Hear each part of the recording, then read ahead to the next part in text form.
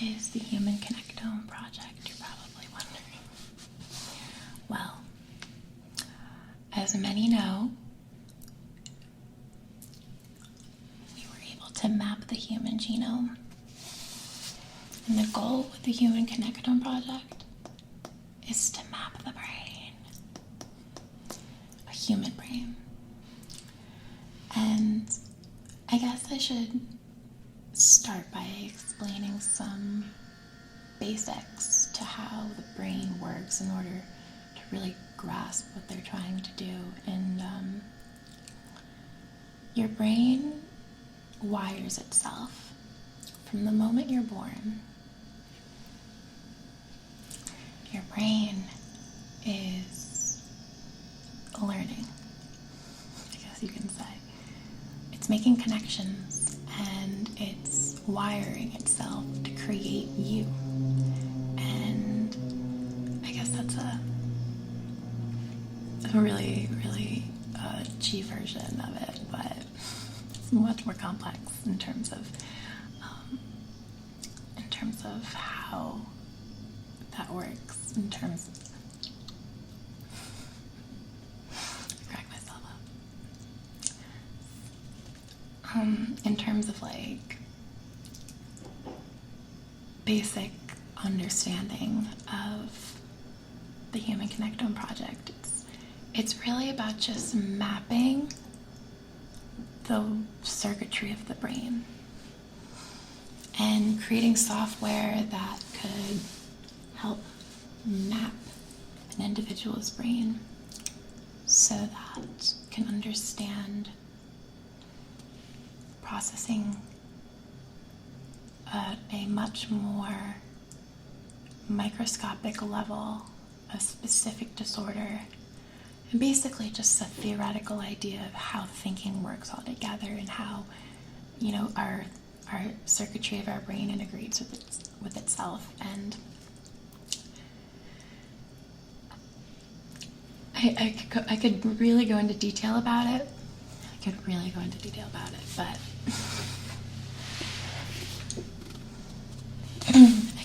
into detail.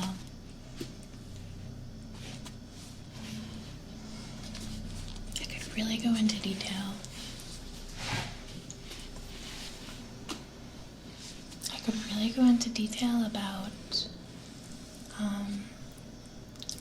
just the hard science behind neurotransmission at a developmental level, but I'm not going to do that, obviously. But the Human Connectome project is important because if we map the circuitry of the brain and have sort of a grid that we can base, you know, other mappings on, we can understand what's, you know, behavior is specific to a disorder or specific to idea, thought. It's really, really complex, and it's really just completely mapping all the integrations of the brain, and that is ridiculous. You know, the idea of doing that it's ridiculous, and that's why it's going to take them years and years, and I don't really expect it to happen within my lifetime, even though, you know, Dr. Sung kind of promises that, but I don't know if it's going to be within the next 20 years, 50 years, 100 years. In one of the labs I took an EEG course in, the manager, or the woman who was running that lab, was extremely pessimistic about the Human Connectome project, and she basically told me to dismiss it, and it's a, you know, ridiculous idea, and that she knows tons of people who work on the study, and blah, blah, blah. And I'm just sitting there, and I'm like, what does that do? Why are you discouraging, you know, young neuroscience grad students away from something that is amazing, and the idea of it will change everything? Um, so let me just talk a little bit about the idea of mapping the human brain.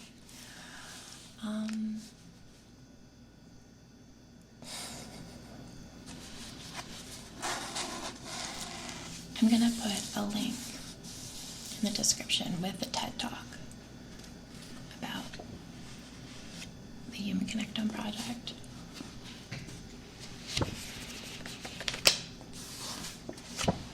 And I think it'll give you a better understanding, because Sebastian talks. The book itself is really, really good because it keeps with the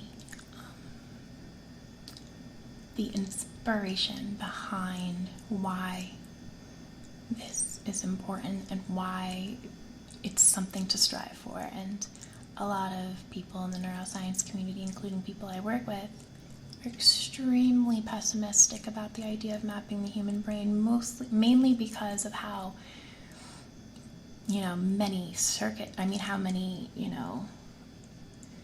connections there are in the brain, and how many different ways that those connections integrate, and just every aspect of it is just so complex. But they've been able to use software to map, I believe, a mouse brain. And I think that says that, we can do it. I mean, they were really skeptical about the human genome too when we did that, so I'm pretty in love with this Connectome project. I'm going to just read I'm going to read the back of it, and then I mark some things in the book that I'm going to read for you. So,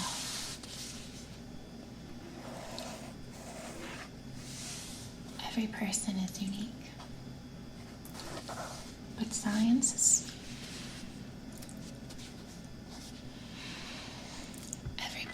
unique. But science has struggled to pinpoint where precisely that uniqueness resides.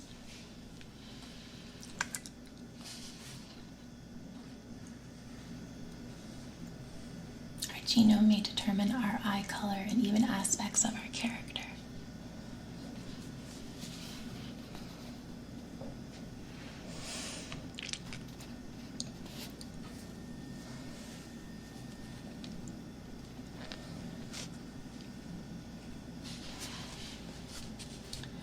Every person is unique, but science has struggled to pinpoint where precisely that uniqueness resides.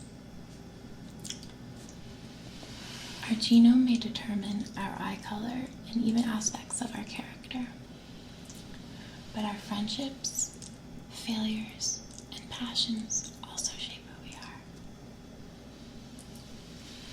The question is how.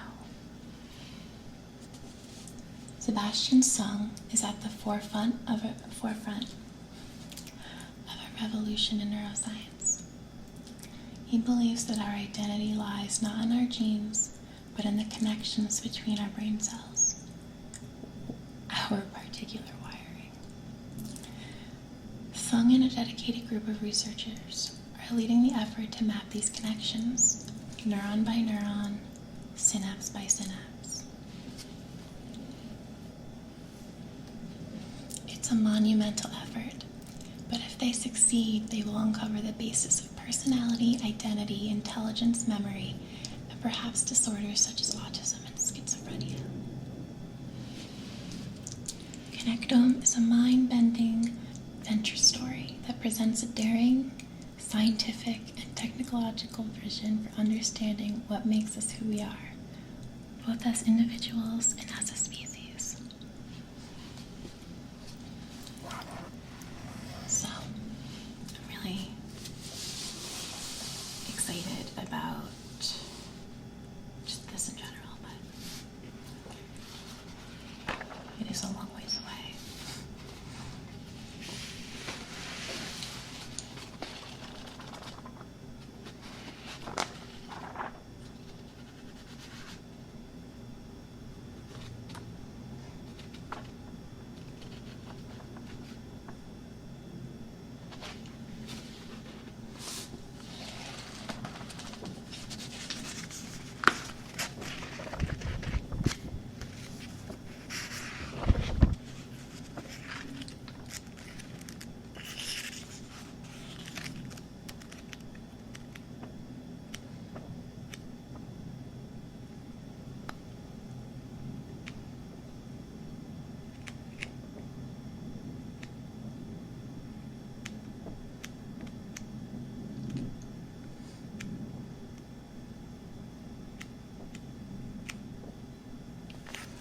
a really cool picture of a Golgi stain.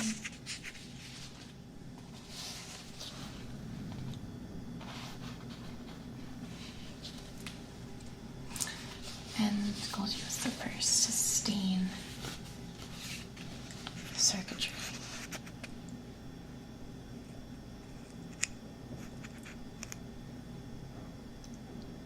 His work is really beautiful.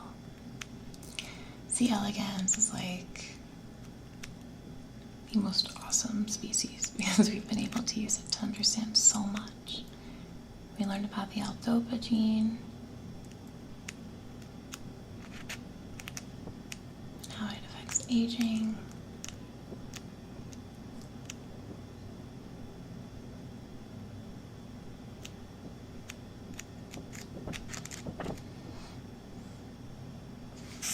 So,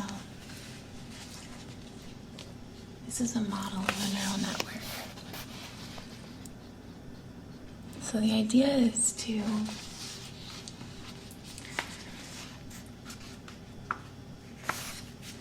understand the network of hierarchy organizations. So what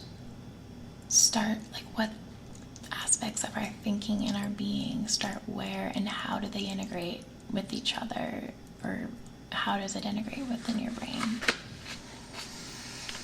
The future of neuroscience lies in this type of stuff. You know, when we do brain imaging, it's important, and it's been extremely monumental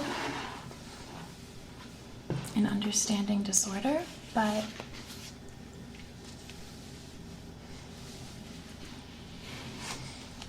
at the end of the day, you know, there's so much to who we are, and brain tissue, I mean, in the tiniest speck of brain tissue, there's probably so much going on, and it's really not progressive to think in terms of brain area does this, brain area does that, this region does this. I mean, in my opinion, I try not to even look at the brain that way. I have to in terms of like when I'm cutting up a brain, or when I'm, you know, explaining the brain. But when I think of the brain, I don't think of it in terms of areas. I just think of it in terms of a network, you know, a network, and then specific parts of the network, or, you know, signal certain things. And I think a lot of it has to do with a lot of our innate abilities come from genetics. But a lot of our higher thinking processes, I think, are formed in terms of memory, and then the memory is encoded in a way that we don't understand yet outside of just, you know, synaptic transmission. But I think there's something, you know, going on there that's more. I try to explain it in terms of males and females, and when I think about males, I think about how they don't really integrate a lot of emotional processes in their normal day-to-day things, whereas women have evolved to integrate a lot of emotional ideas and thoughts, or emotionally compounded ideas and thoughts into everything. And there's a reason for that, is because we're supposed to be the nurturing sex, and our quote-unquote emotions have to be influenced in everything, kind of, and that's where men and women kind of collide. Not saying that, you know, when I use the term sex, I mean, you know, more female, more male. I think there's a lot of that's a spectrum, and there's a lot of hormonal influences in terms of how your cells speak to each other, but that's a complex theoretical idea.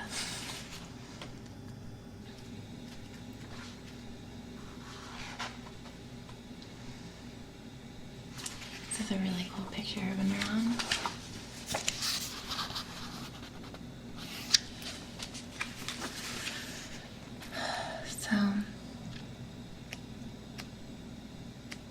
Connectionism. Luckily at my school, I go to Columbia. I don't really like talking. There's a class on Connectionism. I'm going to be asking a lot of questions about the Connectome project when I'm going to Boston for an fMRI, MRI connectivity course. So hopefully there's people there that are involved in this study, because it's at Harvard.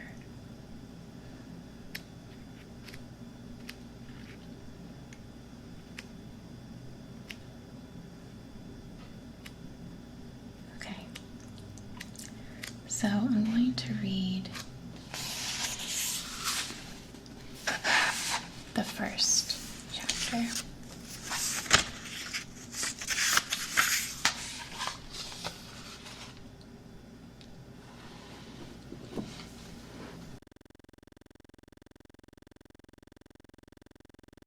So it's called Connectome: How the Brain's Wiring Makes Us Who We Are, by Sebastian Sung.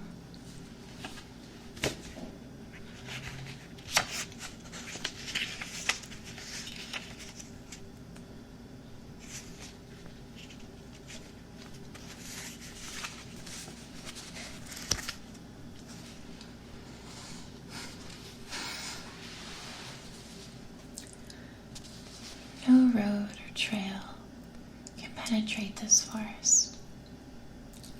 The long and delicate branches of its trees lie everywhere, choking space with their exuberant growth. No sunbeam can fly a path tortuous enough to navigate the narrow spaces between these entangled branches. All the trees of this dark forest grew from 100 billion seeds planted together.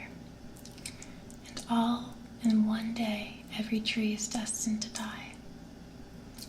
This forest is majestic, but also comic and even tragic. It is all of these things. Indeed, sometimes I think it is everything, every novel and every symphony, every cruel murder and every act of mercy, every love affair and every quarrel, every joke and every sorrow. All these things come from the forest. You may be surprised to hear that it fits in a container less than 1 foot in diameter, and that there are 7 billion on this earth. You happen to be the caretaker of one, the forest that lives inside your skull. The trees of which I speak are those special cells called neurons. The mission of neuroscience is to explore their enchanted branches, to tame the jungle of the mind. Neuroscientists have eavesdropped on its sounds, the electrical signals inside the brain. They have revealed its fantastic shapes with meticulous drawings and photos of neurons. But from just a few scattered trees can we hope to comprehend the totality of the forest.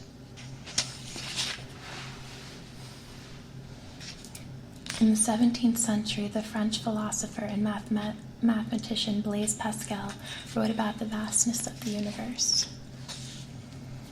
Let man contemplate nature entire in her full and lofty majesty. Let him put far from his sight the lowly objects that surround him. Let him regard that blazing light, placed like an eternal lamp to illuminate the world. Let the earth appear to him but a point within the vast circuit which that star describes. And let him marvel that this immense circumference is itself but a speck from the viewpoint of the stars that move in the firmament. Shocked and humbled by these thoughts, he confessed that he was terrified by the eternal silence of these infinite spaces. Pascal meditated upon outer space, but we need only turn our thoughts inward to feel this dread. Inside every one of our skulls lies an organ so vast in its complexity that it might as well be infinite.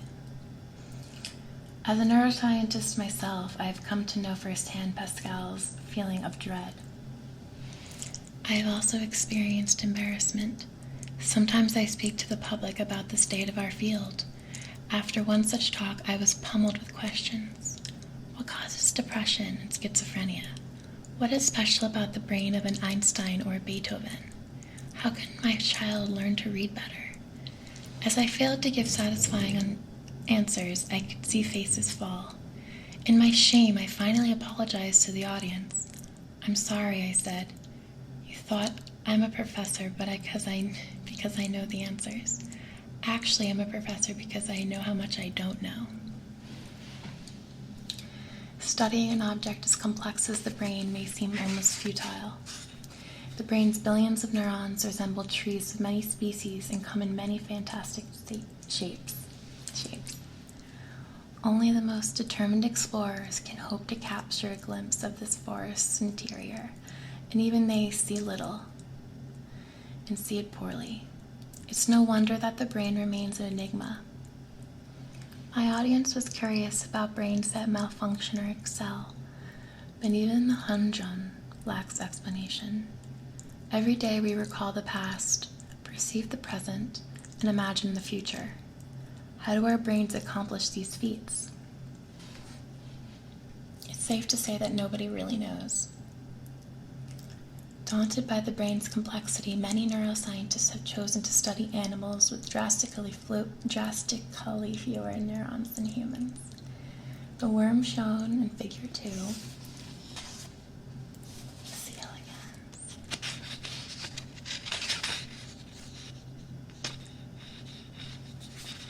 the worm shown in Figure 2 lacks what we'd call a brain. Its neurons are scattered throughout its body rather than centralized in a single organ. Together they form a nervous system containing a mere 300 neurons. That sounds manageable. I'll wager that even Pascal, with its depressive tendencies, would not have dreaded the forest of C. elegans.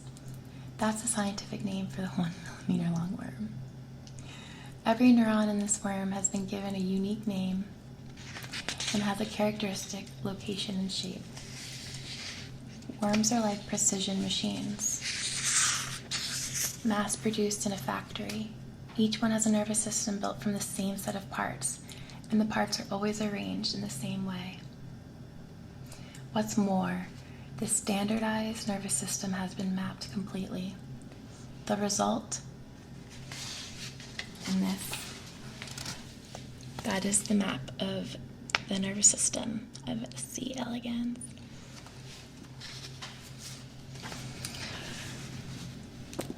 This 4-letter name of each neuron is like the 3-letter code for each of the world's airports. So, the lines represent connections. Okay, so the letters represent each neuron,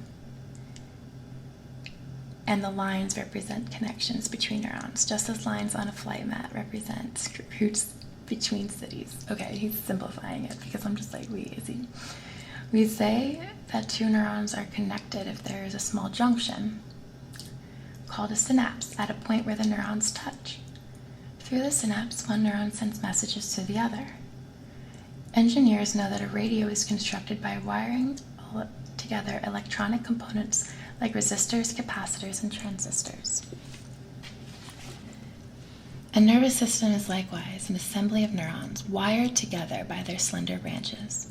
That's why the map shown in Figure 3 was originally called a wiring diagram.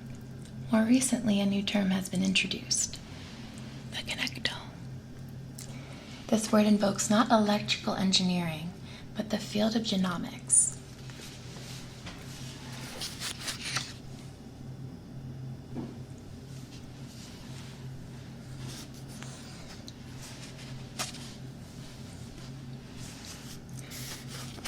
You have probably heard that DNA is a long molecule resembling a chain. The individual links of the chain are small molecules called nucleotides, which come in 4 types, denoted by the letters A, C, G, T. Your genome is the entire sequence of nucleotides in your DNA, or equivalently, a long string of letters drawn from this 4-letter alphabet. So, this is an excerpt a little piece of our genome. Human genome. In the same way, a connectome is the totality of connections between the neurons in a nervous system. The term, like genome, implies completeness.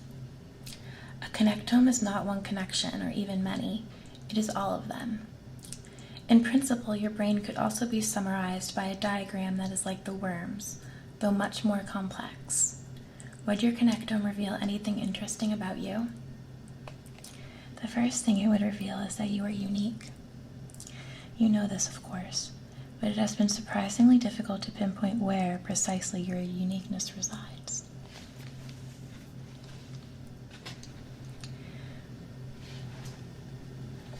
Your connectome and mine are very different. They are not standardized like those worms. That's consistent with the idea that every human is unique in a way that a worm is not. Differences fascinate us. When we ask how the brain works, what mostly interests us is why the brains of people work so differently.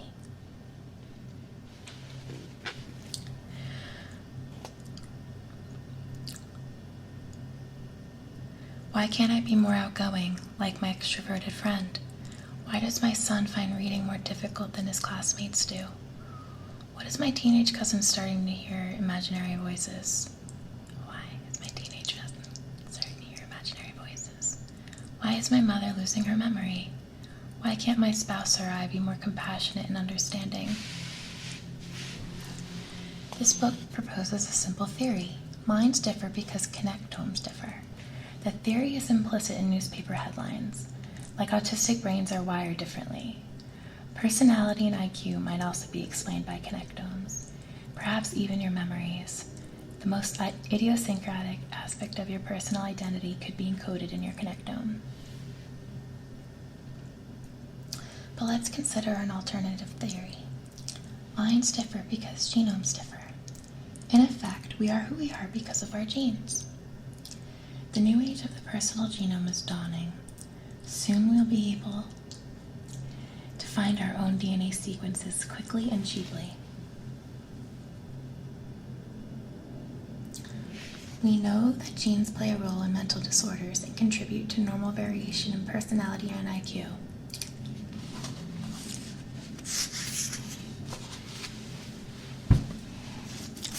Why study connectomes if genomics is already so powerful? The simple reason is, genes alone cannot explain how your brain got to be the way it is. As you lay nestled in your mother's womb, you already possessed your genome, but not yet the memory of your first kiss. Your memories were acquired during your lifetime, not before. Some of you can play the piano, some can ride a bicycle. These are learned abilities rather than instincts programmed by the genes. Unlike your genome, which is fixed from the moment of conception, your connectome changes throughout life. Neuroscientists have already identified the basic kinds of change.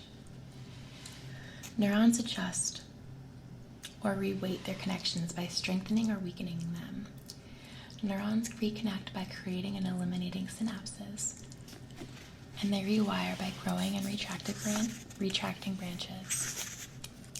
Finally, entirely new neurons are created and existing once eliminated through regeneration.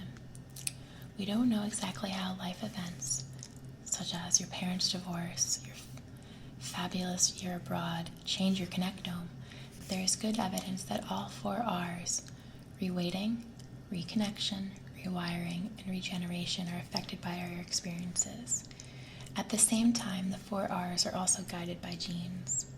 Minds are indeed influenced by genes, especially when the brain is wiring itself up during infancy and childhood.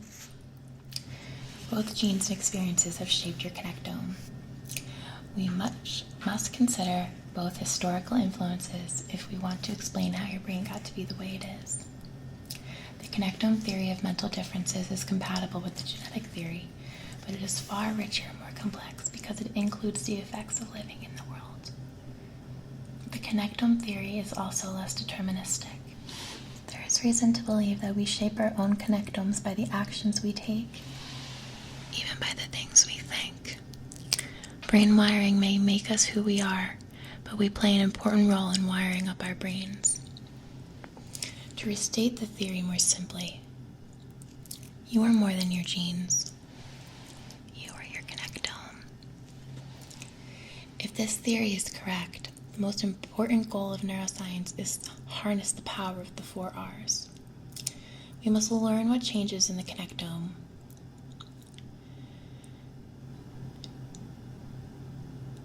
And we must learn what changes in the connectome are required for us to make the behavioral changes we hope for. And then we must develop the means to bring these changes about.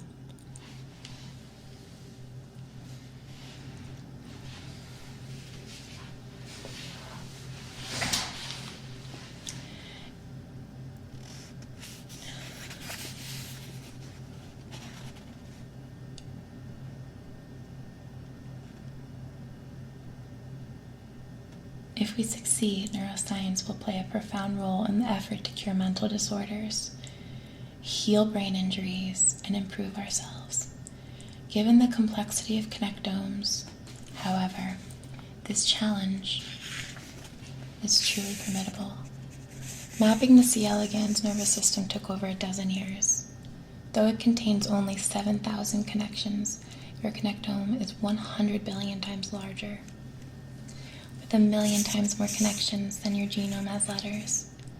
Genomes are child's play compared with connectomes. Today, our technologies are finally becoming powerful enough that we can take on that challenge. So, I think that pretty much summates what the book intends to explain. It's really terrific. I think that